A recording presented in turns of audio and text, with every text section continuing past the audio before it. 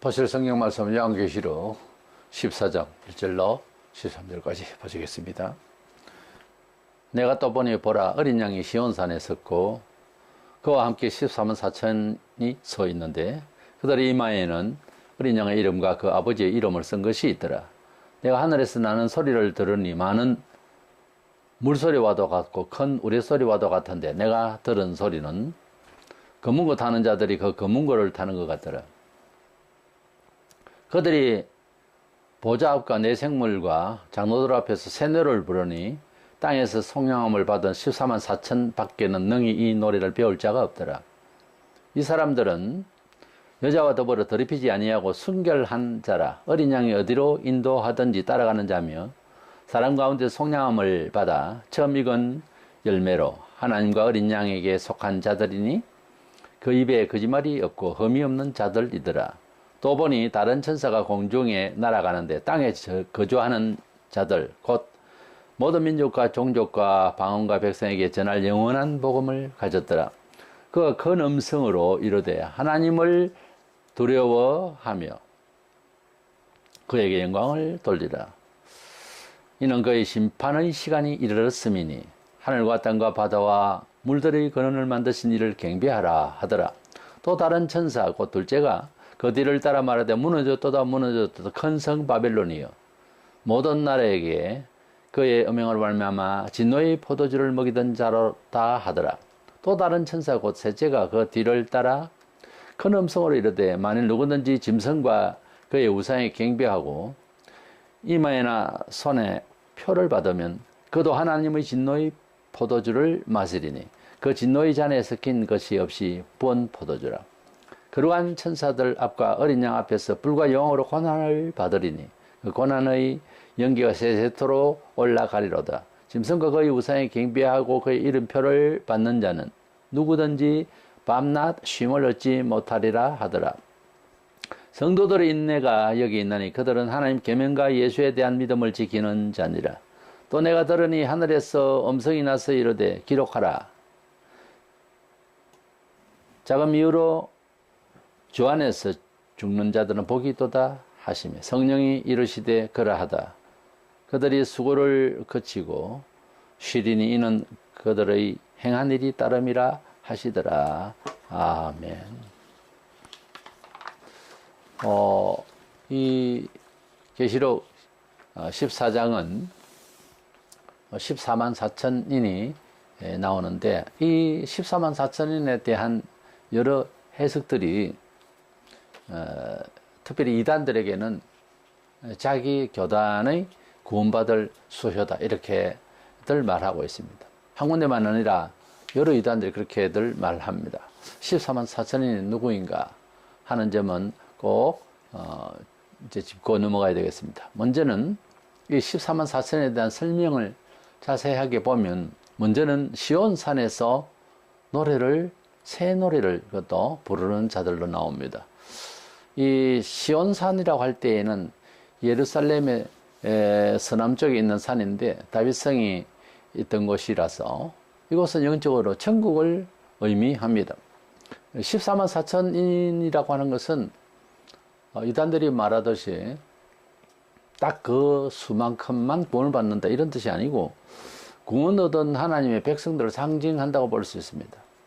그것을 좀 풀어보면은 구약의 12지파 하나님의 택하신 백성 선민들 그리고 12사도 교회를 대표하는 12사도 그래서 12라는 숫자는 하나님의 나라의 군대 하나님 나라의 백성들의 군진수입니다. 그래서 12 곱하기 12 곱하기 1000을 하면은 1000은 많다는 그런 의미가 있어요. 그래서 14만 4천이 되는데 어쨌든 이 14만 4천은 7장에서 우리가 먼저 한번 보았습니다. 7장의 그 14만 4천인이 14장에서 휴거한 모습이 아닌가 이렇게 해석을 하는 사람도 있는데 7장의 사람들은 하나님이 인을 맞았고 여기 사람들은 어린 양과 그 아버지 이름이 쓰여 있다 했기 때문에 서로 다릅니다.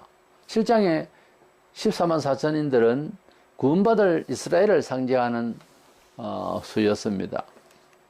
그리고 2절에서 하늘에서 물소리 같은 신령한 소리가 들리고 금은고 타는 소리가 있는데, 금은고는 5장 8절에 보면 기독 성도들이 주님께 찬양할 때 드리던 이제 악기입니다. 때문에 여기에 14만 4천인이 새 노래를 부르면서 금은고를 탄다 하는 이 내용을 보아서는 7장 초두에 먼저 나오는 14만 4천인 유대인 12지파가 아니고 기독 성도를 말한다고 볼 수 있습니다. 본문 3절에 그들이 보좌과 내 생물과 장로들 앞에서 새 노래를 부르니 땅에서 성령함을 받은 14만 4천 밖에는 능히 이 노래를 배울 자가 없더라 그랬는데, 이 새 노래라고 할 때는 5장 9절에서 말하듯이 그 예수님께 드리는 성도들의 노래를 새 노래라고 합니다. 과거에 찬송가에도 제목에 새 찬송가 이런 이제 책명을 붙이기도 했습니다만, 이 새롭다고 하는 이 말이 우리가 또 다른 것, 그런 것도 새로운 것이 있지만 어떤 완성도나 또 이제 어떤 성취에 대한 그런 의미도 있어요. 그 새 노래라고 할 때에는 신약적으로 볼 때 구약 성경에서 찬송하고 구약 시대에서 구원을 받고 하는 이런 내용하고 다르게 신약에는 메시아가 오시면서 완성도, 그리고 예수께서 재림하시면 이제 구원의 모든 역사, 하나님의 경륜과 모든 섭리가 지상의 것은 끝이 나는 그런 상황이기 때문에 우리가 앞으로 주님 오실 때에 구원받아서 부를 수 있는 노래는 정말 새 노래가 되는 것입니다. 이 노래, 저 노래 중에 한 노래, 다른 노래를 부른다는 것이 아니라 완전한 노래, 성취한 노래, 그런 노래를 부른다는 거죠.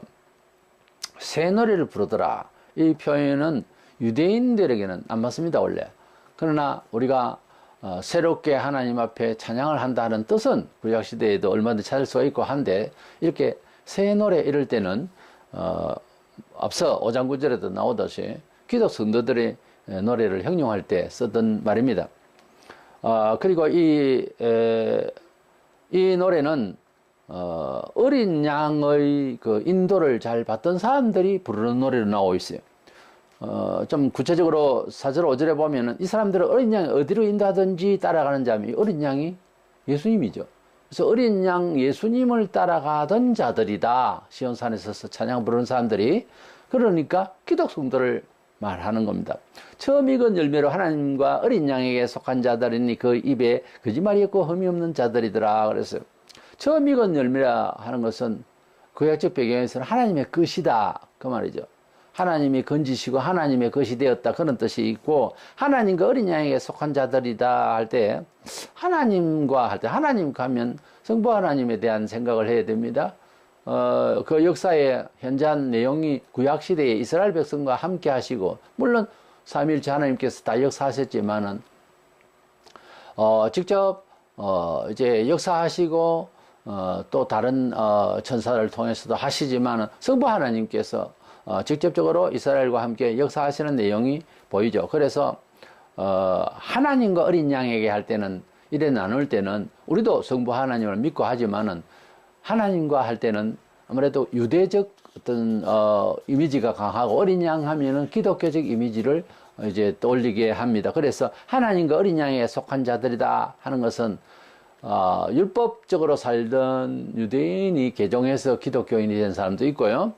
또 어린 양 예수만 믿는, 즉 우리는 이방인으로서 예수를 먼저 믿고 하나님을 알게 됐잖아요. 제대로 하나님을 알게 됐잖아요. 그전에 신에 대한 이야기는 하늘님이니 뭐니 해도 우리가 잘못 알고 있는 이야기고요. 그래서 예수님을 통하여, 복음을 통해서 거듭나서 하나님을 제대로 인식해서, 창조주 하나님이 나의 전능하신 하나님 아버지시다, 이렇게 믿게 된 거죠. 그래서 하나님과 어린 양에게 속한 자들이 14만 4천이라는 말은 유대인으로서 개종한 하나님만을 알던 사람이 어린 양 예수도 믿게 됐다, 이 말이에요. 또 이방인들도 어린 양만 믿어서 이제 예수님을 통하여 하나님을 알게 된 자들이니까요. 그래서 하나님과 어린 양에게 속한 자들이라는 말은 예수께도 속했지만은 성부 하나님만 알고 있던 이스라엘 백성으로서 개종한 사람들, 그러니까 하나님과 어린 양에 속했다, 그런 뜻입니다. 유대인으로서 속하여 있다가 예수 믿는 사람, 이방인으로 있다가 예수 믿는 사람들이 거짓말이 없고 흠이 없는 자들이더라. 이것은 진실하더라는 말이지만은 도덕적인 면에서 구원을 받는다 이런 뜻의 말이 아니고요. 말세가 되면은 우리가 사회윤리적으로 거짓말하는 것도 다 뭐 귀신이 역사하는 거지만은 그 중에서 삶을 살아가는데 어떤 사상적 프레임이라 할까요? 그걸 뒤집어 씌울 때에 비진리를 가지고서 사람을 생활을 거기에 이제 제재를 받게 한다든지 이것만큼 무서운 거 없잖아요. 예를 들어서 태양신령이 절해야 되는데 일제 때에 그러면은 이거는 사회윤리보다 더 무서운 거예요. 그 시간에 내가 할 일이 있고 그 시간에 하나님께 예배를 드릴 수 있어야 되고 이랬는데 정오화되면은 동쪽을 향해서 태양 보고 절해야 된다. 이렇게 사상적으로 이제 그래야 참다운 인생관으로 참다운 삶으로 이해시킨다면은 이것은 거짓말 중에서 거짓말이잖아요. 그래서 세상에서 최고의 거짓말, 사기, 사람을 이제 간접적으로 죽이는 것이 뭐냐면은 비진리 운동입니다. 세상에서 거짓말해 가지고서 사기로 잡혀가는 것보다 지금 거짓말을 하고 있는 사상적으로 거짓말을 하고 있는 사이비 교주들과 이단들을 잡아내야 됩니다. 사실은 그들이 회개한다 굉장히 어려운 이야기입니다. 버림받은 사람은 안 돼요. 심지어 예수 믿는다 하는 것도 제가 50년을 예수를 믿어서 사람들의 그 믿음에 대해서 평가를 해보니까 잘한다 하지만 잘하는 게 아니고 약간의 변화를 주는 겁니다. 그러니까 처음부터 금과 동과 은은 다르잖아요. 그러니까 금이 더 금스러울 것 없이 가만히 둬도 금은 그 가치가 있잖아요. 근데 금이 아닌 것을 치장을 옆으로 해서 더 가치 있어 보이게 하는 거지만은 그러나 본질은 안 변하잖아요. 우리가 믿음을 가질 때 예수님을 구주로 믿는 것도 하늘 문이 열려서 마음이 열려서 그것을 수용할 수 있는 인지의 그 단계를 주신 거예요. 어린이들은 어른들의 세계에 경험된 노하우를 인지를 못 하잖아요. 그래서 다른 식으로 비유를 하잖아요. 세상에서는 알아야 할 철학의 세계가 인지도를 높여야 이해하는 경우가 있다 이 말이에요. 가령 이제 게임도 그렇고요. 가령 당구를 칠 때에도 이 수가 낮은 사람이 치는 경우에는 그냥 말로 막노라 하듯이 그냥 땅땅 치면은 공을 맞으면 잘했고 잘 안 맞으면 오늘 안 풀리고 그렇게 해결하거든요. 해석하고. 근데 고수들은 치는 방법이 틀려요. 완전히 다르게 친다니까요. 그래서 한 번 치고 나면 그 다음 또 칠 수 있도록 만드는 그런 식으로 이제 그 노하우가 있는 거예요. 사회 사업도 그렇고 모든 면에 있어서 경험이 누적되면은 그것이 처음 경험하는 사람이 읽을 수 없는 수가 있다 이 말이에요. 네. 그래서 바둑을 9단이나 두고 이런 프로급들은 한 번 알을 제자리에 놓으면은 13수 이상을 본다 하거든. 변화의 13번의 변화가 있겠다 하는 거죠. 그렇게까지는 초급은 모르잖아요. 우리가 하나님을 안다고 하는 것도 하나님에 대한 우리의 세상적 경험 그 정도로 가지고 그 바운더리에서 하나님을 이해하려고 하면 오해가 되어서 하나님이 없다라고 해버리는 수가 있거든. 우리가 삶을 살아가면서 사물에 대한 또는 어떤 지식의 인지의 그 단계가 이제 차이가 있듯이 우리도 사람으로서 살면서도 사람의 그 격이라는 게 있듯이 하나님 대 우리 이런 사이에서 이루어지고 있는 가르치고 있는 복음에 대한 이해나 하나님의 뜻에 대한 이해를 하려고 할 때에 내 감정은 그렇지 않아야 해도 인지도가 올라가야 이해할 수 있을 것이다 라고 생각하고 그냥 믿고 순종하며 그 말씀대로 따라가는 것이 가장 지혜로운 거예요. 오죽하면 하나님을 경외하는 것이 지식과 지혜의 근본이라 했겠어요. 그 말씀이 그 뜻이에요. 사람이 가지고 있는 어떤 인식의 폭이라는 게 있습니다. 많이 학습을 하고 경험이 많은 사람은 인식의 폭이 좀 크겠죠.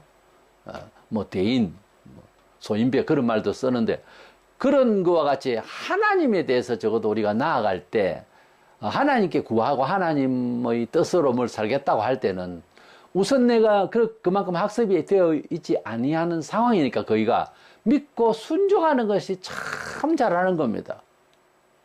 순종을 안 하고 계속 평생 따져보세요. 인지도가 올라가는지. 안 됩니다, 그게. 그리고 믿음이라고 하는 것이 쑥쑥 자라는 게 아니더라고요. 그러니까 사람이 잘 안 변해요. 믿음도 여간 힘든 과정에 십자가의 그 형극을 잘 받아내지 아니하면은 안 자라더라고요. 하나님 주신 믿음의 역량이라는 게 있어요. 로마서에서 역량이 있다고 그랬어요. 그 역량 이상으로 생각하지 말라까지도 했어요. 그러니까 내가 받은 믿음이 금덩이의 정도냐, 은이냐, 동이냐가 아무리 색칠을 하고 꾸민다고 해도 금은동이 변하지 않잖아요. 자기의 본래 모습은 그대로 있잖아요. 그래서 우리가 성장한다 하는 것도 다양한 면에서 자기가 가지고 있는 달란트를 풍성하게 보인다는 것이지, 믿음이 굉장히 올라갔다, 그건 참 어려운 이야기입니다. 사람이 잘 안 변해요. 믿는 것도 믿음을 연습하고 실험하고 자기 자신을 이렇게 조금씩은 올라갈 수 있는데, 큰 믿음을 가진 사람, 좀 적은 믿음을 가진 사람, 이 간격은 간격 주소가 너무 차이가 나는데 좁히려고 해도 안 되는 거예요, 이게 잘.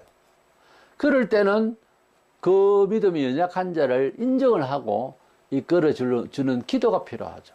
아브라함의 믿음이 좋았지, 아내가 평생을 살았다, 믿음이 쑥 자랐다, 안 돼 있어요. 이삭을 바칠 때도 아브라함은 아내하고 인혼을 안 했어요. 왜냐하면 이게 안 되는 겁니다. 되는 게 있고 안 되는 게 있단 말이에요. 그걸 의논해가지고 알아먹히고 아내가 수용을 할 정도가 되면 했겠죠, 대화가. 그래서 기독교가 너무 인본화돼가지고 뭐든지 대화를 풀겠다, 평신도들에게 목회를 맡기겠다, 이딴 소리까지 다 하는데 그게 어떻게 그게 가능한 이야기입니까? 안 되는 거예요, 그게. 그래서 믿음은 마리아의 믿음이 있고 또 이제 마르다의 믿음이 있고요. 바깥에 구경하는 사람이 있고요. 좀 차이가 있습니다. 그것을 인정하고 믿음을 이끌어주기 위해서 교육하고 기도하는 것은 중요하지만, 다디바리 그것이 교정이 안 된다고 해서 분노를 내봤자 아무런 답이 없어요. 그래서 위하여 기도하고, 또 믿음이 부족하다는 것을 눈치챘으면 어떤 상대적으로 순종하려고만 하는 이 노력만은 연약한 자는 가져야 됩니다. 그게 본인에게 좋다는 거죠, 그게. 그래서 우리가 하나님께 나아갈 때마다 항상 그렇게 믿음을 달라고 하는 것보다 내게 주신 달란트를 쫓아서 겸손한 마음으로 십자가 정신을 말씀대로 잘 살면 그대가 원하는 믿음의 수준이 좀 올라갈 수도 있을 거예요. 그래서 이걸 뭐 교육을 가지고 금방 수련해 며칠 만에 안 됩니다, 그게 그렇게. 어떤 동기부여는 할 수 있겠죠. 그래서 결국은 하나님과 나 사이에서 이루어져야 할 나와의 싸움이 남았습니다. 누구든지 보편 진리 안에서 그렇게 자기와의 싸움에서 십자가 정신을 잘 살면 뭐 좋아질 수 있어요. 예. 그런데 대부분 그렇게 안 되더라는 겁니다. 직경을 볼 때. 여기 14만 4천인은 어린 양 예수님을 따르던 자이고, 하나님 어린 양에 속한 자들로서 유대인으로서 개종한 기독교인과 이방인 기독교인들이 모두 다 하나님 앞에 천상에서 찬송하는 모습, 구원받아가 찬송하는 모습이 보입니다. 무엇보다 처음 익은 열매라고 한 이 말씀은 하나님의 것이라는 말인데, 이 내용이 대환란 중에 있다고 하는 것은 아마 환란기의 순교와 순교적 삶을 통하여서 주 안에서 죽은 자들이 아닌가 그렇게 봅니다. 특별히 5절에서 그들은 거짓이 없는 진실한 성도다 하는 이 말은 진리대로 살았다 이 말이에요. 저 그리스도와 거짓 선지자의 미혹에 그들의 핍박에서 이겨나가고 진실됐다. 이 진실은 사회적 윤리가 아니라 방금 말씀드렸던 어떤 믿음의 사상, 즉 진리대로 살았다 그 말이에요. 우리가 진실과 진리를 뜻을 같이 씁니다, 단어가. 그래서 아래 대예라고 하는 영어로 번역할 때는 truth라고 돼요. 사회적 윤리 의식으로 말하자면 정직하다고 말해요. 하나님의 말씀은 기독교인으로 하여금 사회윤리 의식 구조가 처음부터 바닥에 정직해야 되겠다, 이런 마음을 갖게 합니다. 그 정직은 사회적 윤리에서 참 좋지만 하나님을 만나는 것까지는 아니거든요. 그런데 하나님을 의지하고 정직하다 이래 되죠. 그러니까 하나님을 만나는 사람은 거짓되다? 아니죠. 정직하게 살려고 합니다. 공의롭게 살려고 합니다. 이것이 성령의 역사예요. 그래서 사회가 문제가 아니고 우선 하나님, 그 다음에 사회에 그렇게 비춰진다는 거예요. 하나님을 만났는데 내 영혼이 아무렇게나 욕을 하던 사람이 욕은 하지 않아야 되겠구나. 덕을 위해서. 그렇게 되죠. 근데 목사 막 욕을 많이 하고 뭐 옳은 소리 하면은 앞뒤가 이게 잘 정서서 안 맞다고요. 들을 때에. 그러니까 모든 게 먼저는 뭐다? 하나님이에요. 먼저는 하나님께 바르고 그 바람이 사회적으로도 반영이 될 수가 있더라는 거죠. 이래서 시온산에서 새 노래를 부르는 자들은 7장에서 우리가 봤던 유대인 14만 4천 명이 12지파의 12,000명씩 그 14만 4천 명하고는 다른 개념으로 하나님의 백성이다라고 하는 뜻을 말을 할 때 숫자를 14만 4천을 쓰시는 겁니다. 그래서 구약시대에도 꼭 쓰고 싶으면 14만 4천 이렇게 쓰시겠죠. 신약에 이렇게 좀 다른 상황이지만 하나님 백성이라는 차원에서 14만 4천. 우선 하나님 백성이라 할 때는 이스라엘 백성이었잖아요. 이스라엘 백성이 12지파의 12,000명에서 14만 4천 명이 있었으니까 하나님 백성을 상징하는 숫자로서 14만 4천 명을 이용을 했잖아요. 구약시대 때 이스라엘 백성이 14만 4천 명만 됐습니까? 그게 아니잖아요. 그래서 이제 14만 4천 명은 바로 12지파의 12,000명씩 하는 하나님의 나라의 군진 백성들의 그 수를 상징적으로 말하는 14만 4천 144도 되지만 12도 되지만 14만 4천은 이제 많다고 하는 그런 개념으로서 아까 제가 설명드린 대로 12 곱하기 10 곱하기 1000 이렇게 하면은 이제 하나님 백성이라는 의미를 주었다 하는 겁니다. 그리고 시온산에 있는 새 노래 부르는 14만 4천 명. 이 사람들은 특별히 대환란 중에서 구원받을 뿐만 아니라 순교하고 또 순교적 삶을 통하여서 주님 앞에 진실했던 성도들을 상징적으로 말해주는 것은 아닌가 하는 것입니다. 두 번째 생각하는 것은 이들은 말세의 대환란기에 주님 오시기 전에 큰 환란인 적그리스도의 경제적 통제 또 정치적 통제 그리고 또 사회의 종교적 통제가 다 되어서 핍박을 받게 될 것인데 그때에 666 그의 이름을 상징하는 숫자인 666의 경제적 제재를 받으면서 어려움을 받는 생활을 당장에 먹고 살아야 되는데 이 666의 적그리스도의 이름인데 그 이름을 숫자화 하는 게 666이더라 그랬죠. 13장 18절 끝에. 근데 이 사람의 이제 통제를 다 이겨내고 그 저주에서 벗어난 자들로 말하고 있습니다. 12장에서 이제 천사장 미가엘과 사탄과 싸운 장면이 나오고요. 본장 6절에는 공중에 날아다니면서 마지막 복음, 영원한 복음이라고 표현되고 있는데 이 복음을 또 천사가 다니면서 외치고 있습니다. 이 영원한 복음이라고 하는 이 표현은 이제 하나님의 영원하신 계시의 완전성. 이제 마지막으로 메시지의 영원한 심판에 대한 내용을 담은 복음입니다. 그래서 이것을 전하는 자가 아마 가브리엘 아니겠는가.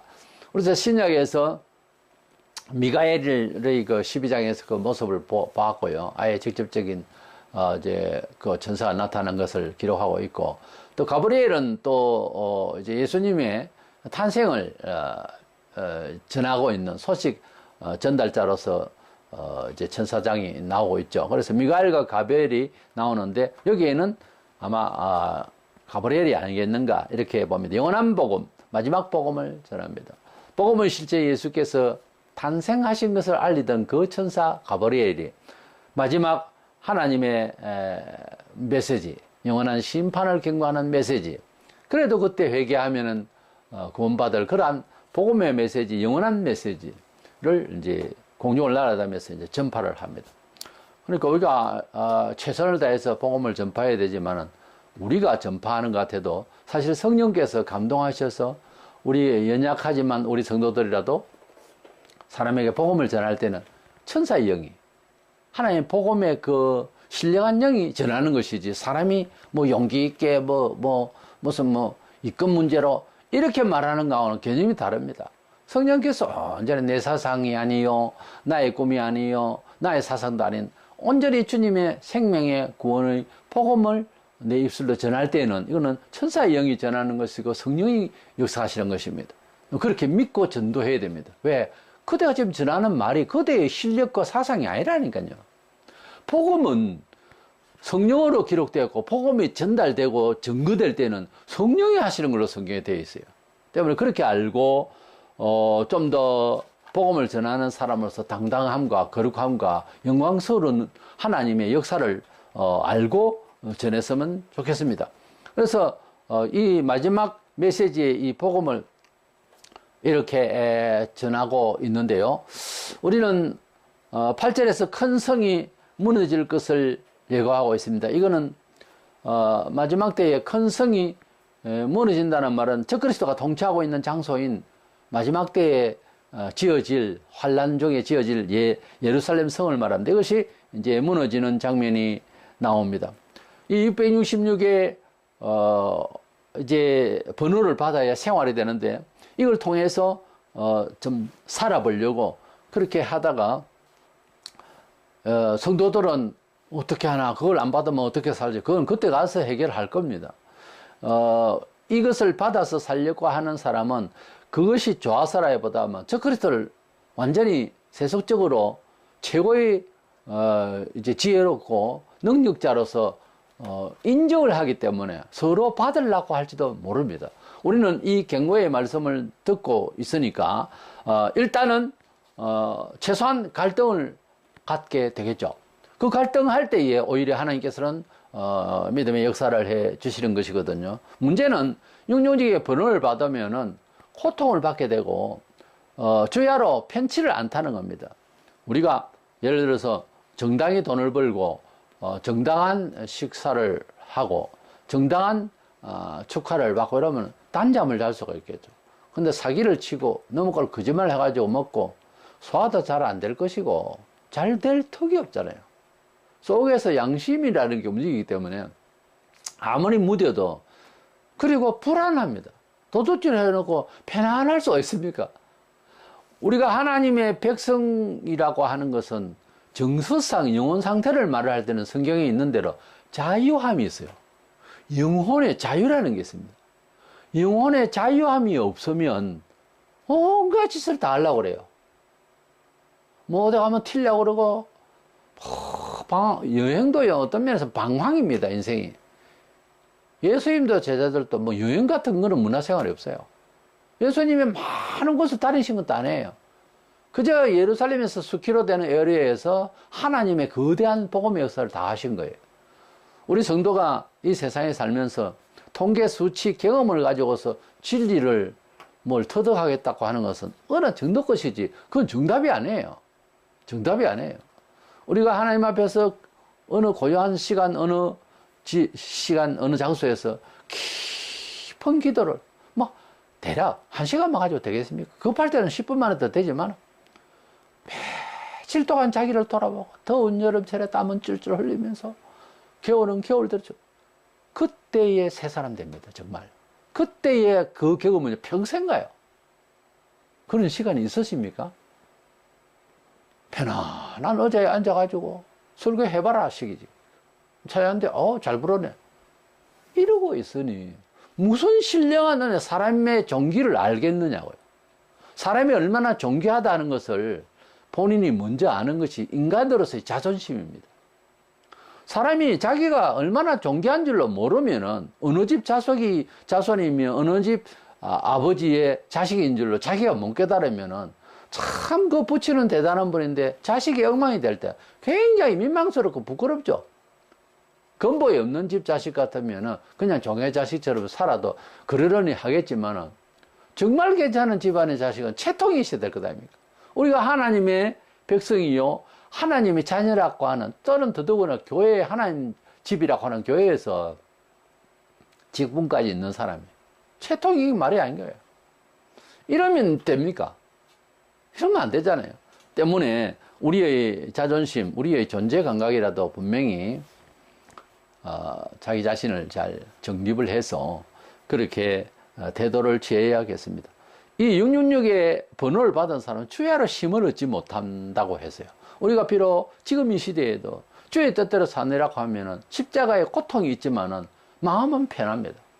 그런데 지금도 마찬가지예요. 주일 성수 안 하고 헌금 생활 안 하고 기도와 전도와 봉사 생활이 전혀 없고 그런 무지 상태에서 교회만 왔다 갔다 하는 사람은 평화로도 찬송같이 해도요. 돌아서면 그만해요. 그러니까 주일날도 어디 놀아볼까? 내 마음이 즐거운 것을 뭐 없을까? 밥을 사먹으러 다녀볼까? 이러고 있는 거예요. 너무 좋으면 월요일도 주일 성수 하듯이 막 그렇게 돼버려요, 사람이.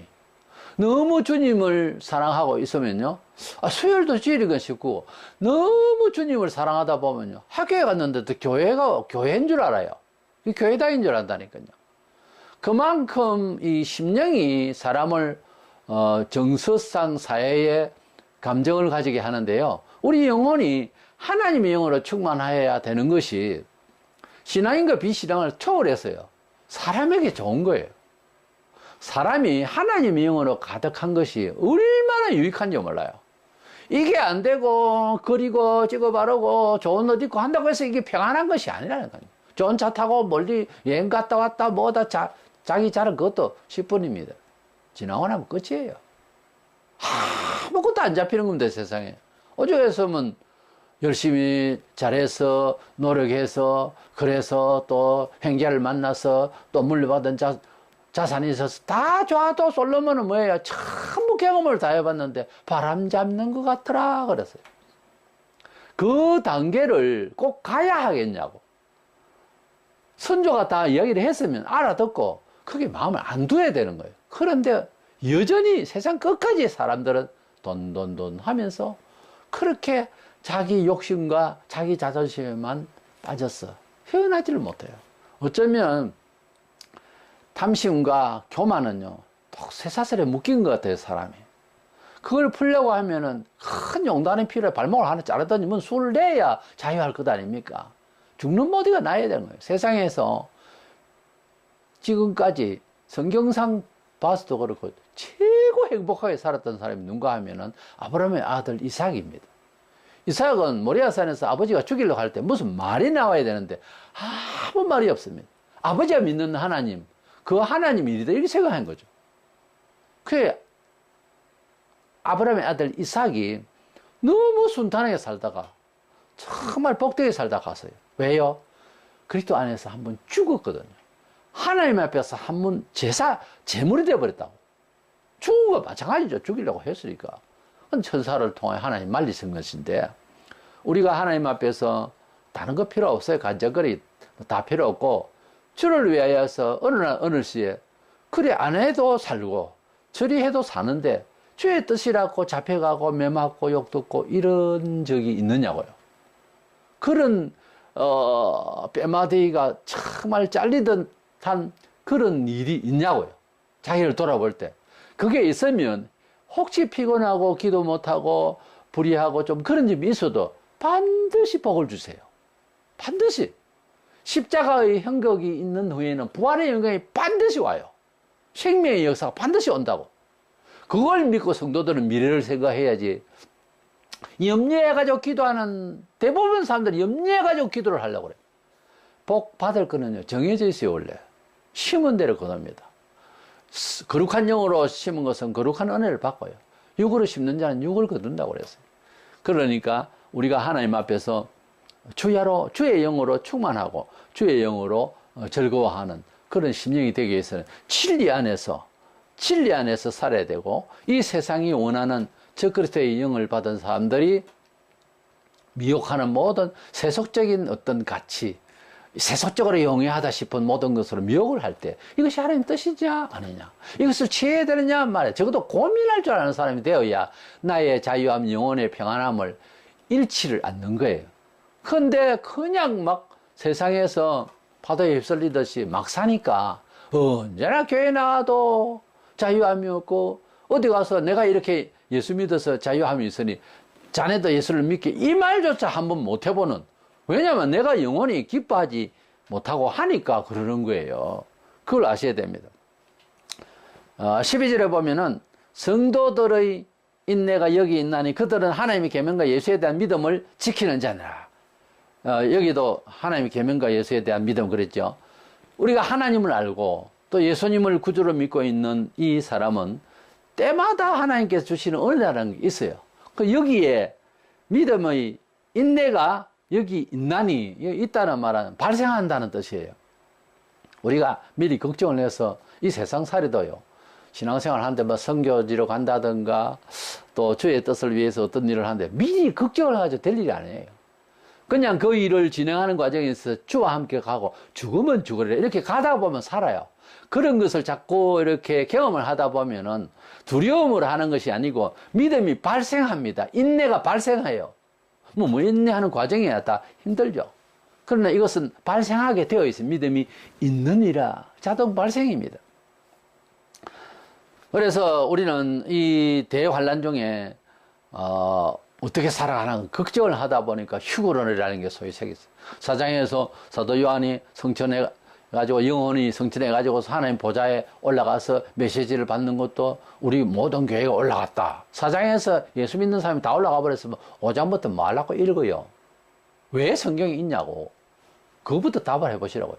그러니까 어떤 사람은 유대인을 위한 것이다. 복음서가 유대인을 위한 거요. 유대인에게도 원하는 회개하고 구원받도록 하시지만은 엄연히 신약 성경이잖아요. 그 말이 앞뒤가 안 맞잖아요. 그리고 12장에서 여자가 피신돼 가지고 어디에 가가 있고 또 그 뒤에 적그리스도의 역사가 쭉 이어지는데 12장에 여자는 교회락 하더라. 그래 여기에서 아마 교회가 보호를 받을 거야. 또 이렇게 말을 해요. 그게 무슨 교회가 어디로 숨어야 되는 거예요? 온 세상에 퍼져 있는데 그 말도 안 되는 해석이 왜 그래 억지를 부려요. 여자가 여러 명이 나옵니다. 여자라고 다 여잔가? 여자라고 다 교회냐고. 그 악한 여자도 나오고 이시벨도 나오고 여러 여자가 나와요. 큰 언니도 나오고 여자면 다 같은 여자냐고. 그러니까 교회라고 하는 것을 여자라기보다는 신부라는 뜻으로 말하고요. 여자라고 또 이제 처녀라고 하고 이렇게 말하는 것은 구약시대 이스라엘 백성을 두고 하신 말씀이에요. 그런 형용이 신약에 교회를 뭐 여자 이런 말은 안 써요. 신부라고 하지. 신랑 대신 예수님하고. 이렇게 비유에 대해서도 알고 있으면서 억지를 부리지 마세요. 여자가 유대인이에요. 한 사람을 치면 마리아예요. 그 사람 유대인이에요. 유대인들이 대환란기에 적그리스도 대환란 666 환란 직전에 어디에 가서 이제 피신을 받게 되는 은총을 받으면 그것도 하나의 은총이죠. 왜냐하면 유대인들은 육신적 구원을 바라고 육신적 할 일을 통해 하나님 백성의 취급함을 받았고 하나님과 우리 사이에 이루어지면 육신적인 어떤 홍해가 갈라지고 광야 40년 옷도 헤이지 아니하고 희한한 일을 보고 만나를 먹고 육신적인 그런 이제 하나님 백성의 표식부터 시작해서 이제 하나님의 보호가 있었던 것과 같이 신약의 끝까지 하나님의 택하신 유대인들은 육신의 보호를 받는 거예요. 결국은 그것도 구원이죠. 그래서 우리는 뭡니까? 사상적 보호를 받는 거예요. 믿음으로 끝까지 죽음의 선을 넘을 수 있는 믿음이 생겼으면 됐잖아요. 그러니까 신약은 급수가 다릅니다. 이게 구원하시는 역사가. 유대인들이 볼 때도 너무 부러울걸요. 근데 구약에 그런 백성이 많이 있었어요. 다니엘 새 친구도 이제 느부갓네살 왕의 우상을 보고 절하지 않으면 불 가운데 던진다. 던지세요. 그러나 하나님이 거기에도 계셔서 우리를 지켜주시겠지만은 혹시 안 지켜주시고 우리가 순교를 해야 할 판국이면은 뭐 우리가 순교를 해야 되니까 그리 하소서. 절은 안 합니다. 이렇게 바로 나오는 거예요. 그거 보세요. 구약에도 육신의 구원만 아니라 하나님의 말씀에 대해서 자기 목숨을 던질 수 있는 정말 그런 대단한 믿음이 구약에도 많이 나옵니다. 뭐 모세 자체도 그렇지만 이래서 우리는 신약 시대 때에 지금 삶을 살아가는데도 너무 걱정이 돼가 요리 피하고 저리 피하고 요리 계산하고 저리 계산하니까 아무것도 안 되는 거예요. 우리가 주님이 원하는 대로 가면 그 인내를 다할 때 인내는 힘들죠. 인내는 쓰다 그러나 그 열매는 달다 하듯이 인내는 쓰지만은 하나님이 힘을 주시는 것을 경험을 하세요. 참으려고 할 때 하나님이 힘을 주시는 시간이 온다고요. 타이밍이. 그래서 그것을 통과하고 나면 내가 통과한 게 아니네. 시작은 내가 한다고 했는데 또 뒤돌아보니까 하나님의 은혜였구나. 이렇게 고백이 되는 거죠. 다른 사람들 다 통과한 이야기를 들어보면은 자신이 힘을 다 쓴 거 아니에요. 그러니까 누구든지 그렇게 해보시라고. 하나님 말씀대로 첫 발을 디디면 그 다음부터는 또 힘을 주셔서 그것을 통과하고 또 통과하고 다른 것을 경험하면 뭐 그야말로 신앙심이 아주 좋아진다 할까요. 물론 그 믿음도 하나님이 부여하신 특별한 믿음이 되겠습니다만 히브리 4장 16절에 그러므로 때를 따라 덮는 은혜를 얻기 위하여 은혜의 보좌 앞에 담대히 나아갈 것이니라. 우리가 때를 따라 덮는 은혜가 있다는 것을 꼭 아셔서 마지막 때가 되면은 마지막 때에 있을 핍박은 너무 극하니까 그런 극한 상황에서의 신앙 대처는 우리 의지로 어떻게 다 되겠어요? 하나님께서 그런 믿음을 주셔서 가능한 겁니다. 가령 1세 때에도 우리가 수많은 사람들이 배신을 하고 그렇게 했습니다. 그런데 배신하지 않고 하나님 뜻대로 끝까지 태양신에게 절하지 않고 옥고 생활하거나 순교를 당하거나 하는 주의 종들과 많은 성도들이 있습니다. 그런데 자세히 이제 이름도 없이 빛도 없이 순교한 사람들 말고 그래도 이제 주의 종들이 대표적으로 막 고통을 더 많이 받았으니까 그분들에 대해서 사적을 가만히 보면요. 평소에 순교적 신앙으로 살았던 사람입니다. 우리가 무엇을 감당을 하려고 할 때에 그런 트레이닝 과정이 있고 준비가 된 사람이 되죠. 기회는 준비된 사람에게 온다 하잖아요. 기회가 와도 그것을 맞이할 수 있는 수용하고 수납할 수 있는 준비가 안 돼 있는 사람에게 줘봤자 아이에게 칼을 주고 뭘 어떻게 하겠어요. 이것을 감당을 할 수가 없는 거예요. 욕심만 해고 공시렁거리고 그러는데 그걸 줘봤자 아무것도 안 되는 거예요. 그 사람은 못하는 거예요. 그 일을. 그러니까 입을 닫으라고 그 변했어요. 근데 영적 차원이라는 게 다 있고 관리가 그것이 가능한 사람이 하나님께서 기회가 오니까 이제 너가 이해해야 되겠다. 이 일을 해야 되겠다. 또는 다른 일이 있어서 이번에는 너가 일을 해야 되겠다. 이렇게 맡기신다고요. 일을. 그러려면 자기가 가지고 있는 천성적인 모든 효력을 다 발휘하기 위해서는 최선을 다해서 자기 달란트를 갈고 닦아야 되고 인내하면서 그렇게 훈련이 되어져야 될 것입니다. 그러면은 때를 따라 덮는 은혜를 주십니다. 날마다 게으름 피우고 기회만 없고 어디 가도 그렇습니다. 사소한 이야기 같아도 길을 같이 가고 때가 되어서 밥을 먹어도 맨날 친구가 사기를 바라고 윗사람이 사주기만 바라고 아랫사람이 사주기만 바라고 맨날 끼어들어서 살려고 하는 기질을 가진 사람이 너무 많습니다. 사실은. 근데 어떤 마음을 가지는 게 좋냐면 어디 가나 내가 밥값을 내야 되겠는데 내가 어떻게 이제 지불을 해야 되는데 어쩌지 이런 마음이 돼야 되죠. 이런 마음이 되어야 복을 받습니다. 맨날 그런 식으로 살다가요 어느 날 뻥 터지면 감당 못해요. 사람이 하나님 앞에서 때를 따라 돕는 은혜를 달라는 것도 게으름 다 피우고 전담은 안 하고 입도 달싹 안 하는 놈이 은혜를 달라고 고함을 지른들 복을 받겠어요. 때를 따라 돕는 은혜를 주신다고 하는 것은 좋은데 기도하면 그에 맞는 준비된 사람이 되라고요. 물론 때 따라서는 준비할 수 없는 지경의 어떤 일을 만날 경우도 있어요. 그때 봉착해서는 또 이 일을 해결해 달라고 기도해야 되겠죠. 물론 그것은 믿음입니다. 그러나 범사에 자동 케이스라 아무거나 달라고 하는 것이 줍니까? 아무거나 달라야 되는데 받았냐고요. 그만하세요. 그런 기도는.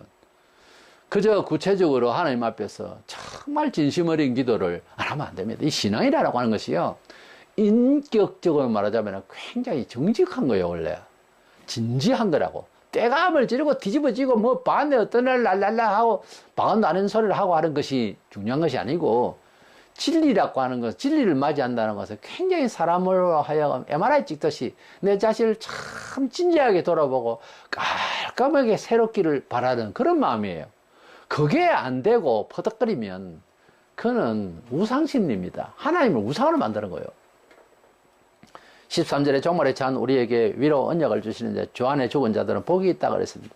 결국은 14만 4천 명은 뭡니까? 대환란 중에 먼저 순교하게 되거나 또는 순교적 삶을 통하여 죽은 대환란 중에 죽는 하나님의 백성들을 말합니다. 우리가 그때에 가서 우리도 그렇게 환란을 당하면 어떡하나 걱정하시겠죠. 그러나 이들을 어떻게 구원하시고 어떻게 믿음의 인내를 주시고 어떻게 찬양케 하시는 것을 우리가 보았습니다. 때문에 이 시대에 살면서도 오늘 내일 정말 한 해 한 해 많은 시험이 있습니다. 이것을 이겨내기 위해서는 때를 따서 없는 하나님의 은혜가 있으니 현실에 좀 더 믿음을 진지하게 하고 기도하고 인내하는 습관으로서 우리가 살아야 되겠고, 본장 14만 4천은 결론적으로 어떤 교파의 교단의 사이비에 자기들이 구원받을 수요가 아니고요, 이들은 예수 믿는 자들로서 대환란기에 먼저 주 안에서 죽은 자들로 성경은 말하고 있습니다. 이 선에서 넘어가지 마세요, 생각을. 그래서 이 14만 4천은 먼저 대환란 중에 순교한 자들, 그리고 믿음으로 따라 살다가 정직하게 살다가, 정직은 뭡니까? 하나님 진리대로 살다가 간 사람들을 말합니다. 교회 다니도요, 사람은 좋은데 교리를 엉뚱하게 찾아서 가는 사람은, 일반 사람은 잘 안 보일 겁니다. 그 사기꾼이요. 그게 사기라고. 진리를 벗어나는데 사람이 굉장히 좋아 보인다. 굉장히 위험한 사람입니다. 어떤 한 켠의 그림자일 뿐이지 아니에요. 좋은 사람 아닙니다. 좋은 사람은 하나님의 말씀에 임박해서 두려워하는 사람. 이 사람은 가만히 내버려놔도 아무데나 막 살지를 못해요. 왜냐하면 하나님의 끈에 딱 붙잡혀 있기 때문에 잘못되면 하나님 끈을 확 당겨버립니다. 두려워, 자기가 두려워. 그런 사람이 좋은 사람이에요. 알고 보면 그런 사람은 일생 은총을 받게 되어 있습니다. 하나님을 두려워하는지 아니하고 막 살고 머리 좋고 착하다, 다 안 맞는 해석이에요. 그리 알고 우리는 14만 4천 명과 같은 그런 정신을 가지고 진실한 자들이라, 어린 양이 어디로 인도하든지 주께서 말씀하신 대로 따라가는 자들이더라. 대환란기에도 이렇게 통과해서 이들이 믿음으로 살다가 죽는 것은 잘 통과한 거죠. 어차피 죽는 거, 어차피 한 번은 죽어요. 하나님 안에서 사상을 뚜렷하게 지키고 탁하니 목이 잘렸다. 얼마나 멋있습니까? 꼬장꼬장 사는 게 그게 행복이에요. 100세를 누린다 하지만 70, 80 되면은 감각 떨어지고 더 사는 것은 사회에 누를 끼치는 것 같아. 내가 볼 때는. 뭐 할 일이 있고 지시를 할 만하고 권세가 있으면 되겠는데 그것도 아니고, 평생 오래 산다는 것이 중요한 게 아니고 어떻게 무엇을 하다가 죽는가, 어떤 환경에서 어떻게 정직하게 이야기를 하고 바로 직전을 했는가, 그게 중요하지. 이리저리 둘러대기다 죽으면 뭐합니까? 다리만 아프고 피곤하지. 인생에서 그래 사는 거 아니에요. 그래서 계시록에 나오는 14장에서 나오는 14만 4천인은 7장에 이스라엘 12집에 14만 4천 명하고는 다르게 표현하고 있기 때문에 너무 같이 자꾸 섞으려고 애를 쓰지 마. 성경에 있는 대로 자꾸만 표현을, 흐름을 따라서 말씀을 이해하려고 해야 될 것입니다. 그래서 14만 4천이, 우리도 그 정신을 가지고 이 시대에 14만 4천인다운 삶을 살기를 주의 이름으로 축원합니다.